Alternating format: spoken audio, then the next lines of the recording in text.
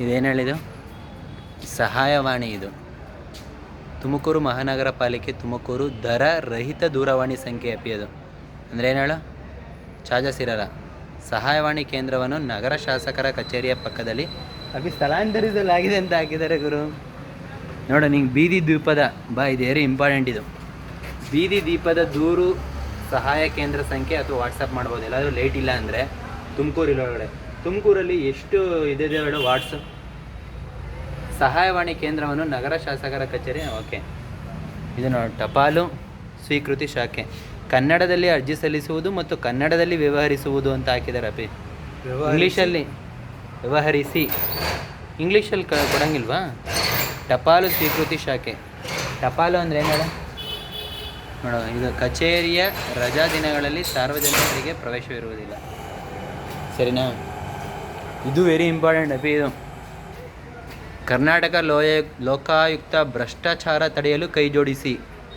ಈ ಮೂಲಕ ಸಾರ್ವಜನಿಕರ ಗಮನಕ್ಕೆ ತಿಳಿದುಪಡಿಸುವುದೇನೆಂದರೆ, ಸರ್ಕಾರಿ ಕಚೇರಿಗಳಲ್ಲಿ ಸಾರ್ವಜನಿಕ ಕೆಲಸಗಳನ್ನು ನಿರ್ವಹಿಸಲು ಲಂಚಕ್ಕೆ ಬೇಡಿಕೆ ಅಥವಾ ಅಕ್ರಮ ಆಸ್ತಿ ಸಂಪಾದನೆ, ಅರ್ಜಿಗಳ ವಿಲೇವಾರಿ ಮಾಡುವಲ್ಲಿ ಅನಗತ್ಯ ವಿಳಂಬ, ಸರ್ಕಾರಿ ಹಣದ ದುರುಪಯೋಗ, ಕಳಪೆ ಕಾಮಗಾರಿ ಹಾಗೂ ಇತರೆ ಯಾವುದೇ ಭ್ರಷ್ಟಾಚಾರದ ದೂರುಗಳಿದ್ದಲ್ಲಿ ಈ ಕೆಳಗಿನ ದೂರವಾಣಿ ಸಂಖ್ಯೆಗಳಿಗೆ ಸಂಪರ್ಕಿಸಿ ದೂರನ್ನು ನೀಡಲಾಗಿದೆ ಅಂತ ಇದೆ. ಪೊಲೀಸ್ ಇದು ಲೋಕಾಯುಕ್ತರನ್ನು ಹೇಗೆ ಸೆಲೆಕ್ಟ್ ಮಾಡ್ತಾರೆ ಹೇಳಿ ನೋಡೋಣ. ಎಲ್ಲ ಮೊಬೈಲ್ ನಂಬರಲ್ಲಿದೆ. ಹೇಳೋ ಗುರು, ಲೋಕಾಯುಕ್ತರನ್ನ ಹೇಗೆ ಸೆಲೆಕ್ಟ್ ಮಾಡ್ತಾರೆ? ಪೌತಿದಾರರ ಖಾತಾ ವರ್ಗಾವಣೆಗೆ ದಾಖಲಾತಿಗಳ ವಿವರ. ಪೌತಿ ಅಂದರೆ ಏನು ಹೇಳೋ, ಸತ್ತೋಗಿರ್ತಾರಲ್ಲ ಅವ್ರು ತಾನೇ ಆ ಟೈಮಲ್ಲಿ. ನೋಡು, ಅದು ಗೊತ್ತಿಲ್ಲ ಅಂತಿದೆಯಾ? ಈ ಆಸ್ತಿ ಸ್ವೀಕೃತಿ ಶಾಖೆ. ಸ್ವಚ್ಛ ಸರ್ವೇಕ್ಷಣ 2023. ನನ್ನ ಬೆಂಬಲ ಸ್ವಚ್ಛತಾ ತುಮಕೂರಿಗೆ. ನೋಂದಣಿ ಹೆಸರು ಸೇರ್ಪಡೆಗೆ ನೋಂದಣಿ ದಿನಾಂಕದಿಂದ 15 ವರ್ಷಗಳ ಕಾಲಾವಕಾಶವಿರುತ್ತದೆ. ಒಮ್ಮೆ ಮಗುವಿನ ಹೆಸರು ಸೇರ್ಪಡೆಯಾದರೆ ಪೂರ್ಣ ಬದಲಾವಣೆಗೆ ಅವಕಾಶವಿರುವುದಿಲ್ಲ. ಸೊ ಇವಾಗ ನಾವು ತುಮಕೂರು ನಗರ ಪಾಲಿಕೆಯಲ್ಲಿದ್ದೀವಿ ನೋಡಿ. ಇದೆಲ್ಲ ಹೆಂಗೆ ಗೊತ್ತಾ? ತುಮಕೂರು ಮಹಾನಗರ ಪಾಲಿಕೆ. ಇದು ಮದ್ದೂರು ಕೇಳಿದೀಯಾ ನೀನು? ಮದ್ದೂರು ಪಟ್ಟಣ ಪಂಚಾಯಿತಿ. ಅದು ಪಟ್ಟಣ ಪಂಚಾಯಿತಿಗೆ ಡಿಫ್ರೆನ್ಸ್ ಏನು? ಶಿರಾ ಏನು ಹೇಳು? ಪಟ್ಟಣ ಪಂಚಾಯಿತಿ. ಶಿರಾ ಪಟ್ಟಣ ಪಂಚಾಯಿತಿನ. ತುಮಕೂರು ಮಹಾನಗರ ಪಾಲಿಕೆ ವ್ಯಾಪ್ತಿಯ ಸಮಸ್ತ ಆಸ್ತಿ ನೋಡಿ. ಎಲ್ಲ ಇವಾಗ ಏನು ಗೊತ್ತಾ, ಇವಾಗ ಮೊನ್ನೆ ರೀಸೆಂಟಾಗಿ ಒಂದು ಪೇಪರಲ್ಲಿ ಓದಿದ್ದು, ಇದು ಇವಾಗ ಸರ್ಕಾರ ಎಲ್ಲ ಆ ಯೋಜನೆ ಈ ಯೋಜನೆ ಅಂತೆಲ್ಲ ಮಾಡಿಬಿಟ್ಟಿದೆಯಲ್ಲ.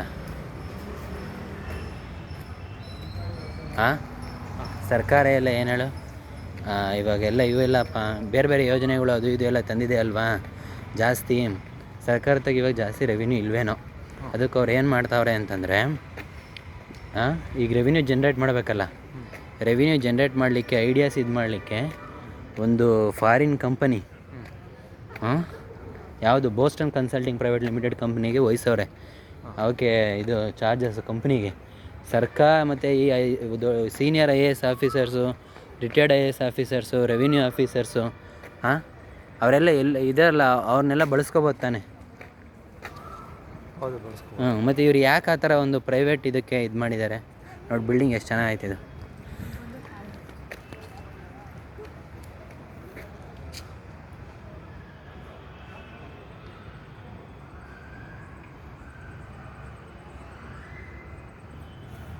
ಹೇಳ್ಗುರು.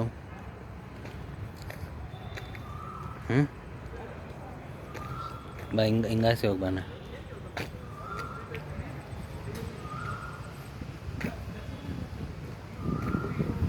ರೆವಿನ್ಯೂ ಜನ್ರೇಟ್ ಮಾಡಲಿಕ್ಕೆ, ಐಡಿಯಾಸ್ ಕೊಡೋಕ್ಕೆ, ಮತ್ತು ಇವರೆಲ್ಲ ಏನಕ್ಕಪ್ಪ ಇರಬೇಕು ಡಿಪಾರ್ಟ್ಮೆಂಟಾಗ? ಯಾವ ಪ್ರೈವೇಟ್ ಕಂಪ್ನಿ ಇವಾಗ ಕೊಟ್ಟಿರೋದು ಸರಿನಾ ಅಥವಾ ಏನು? ನಿನ್ನ ಅಭಿಪ್ರಾಯ ತಿಳಿಸು, ನಿನ್ನ ಅಭಿಪ್ರಾಯ ಹಂಚ್ಕೊ.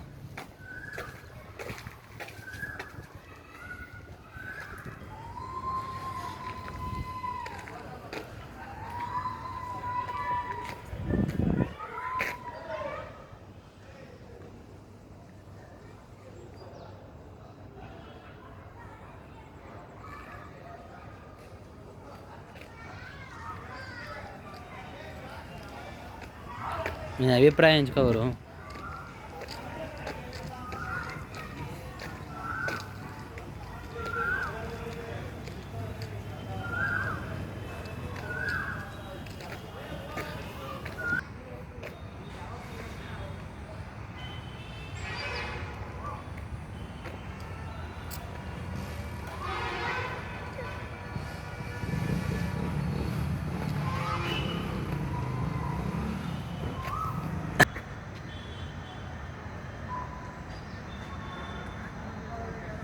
ಕರ್ನಾಟಕ ಕಟ್ಟಡ ಮತ್ತು ಇತರೆ ನಿರ್ಮಾಣ ಕಾರ್ಮಿಕರ ಮಂಡಳಿಯಲ್ಲಿ ನೋಂದಣಿಯಾಗಲು ಬೇಕಾದ ಅರ್ಹತೆ ಮತ್ತು ವಿಧಾನ. ಓಕೆ.